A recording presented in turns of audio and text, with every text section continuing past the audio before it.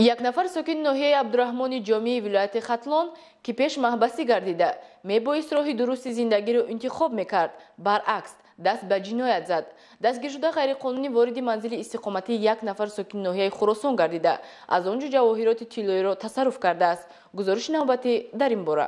به شعبه وزارت کارهای داخلی در ناحیه خراسان عریضه ساکن ناحیه مذکور سید احمد و صدف ما وارد گردید که شب 11 و 12 اکتبر سال روان شخصانی نامعلوم با راه پنهانی به منزل استقامتیش در آمده از آنجا جواهرات گوناگون طلایی که ارزششان 3000 سامانی را تشکیل می‌دهد دزدیده از جای حادثه غیب زدند.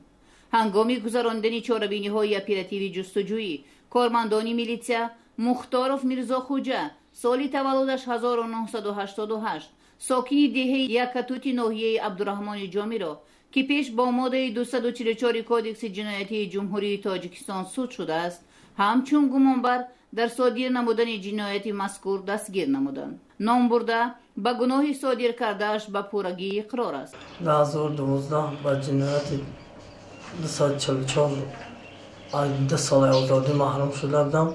2014 برآمدم و کاربار زندگی مشغول بودم. ساعت 11 و 12 با ناحیه خراسان آمده.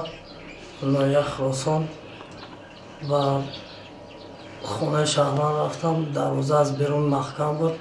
در آمدم با تریزه از بالای صندوق بچه‌ها را پرتافتند.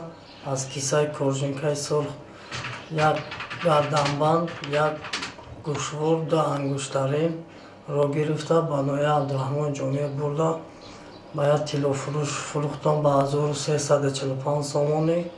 نسبت مختارف میرزا خوجه در شعبچه تفتیشاتی شعبه وزارت کارهای داخلی در ناحیه خراسان با ماده 244 کودکس جنایتی جمهوری تاجیکستان پرونده جنایتی آغاز گردیده تفتیشات ادامه دارد.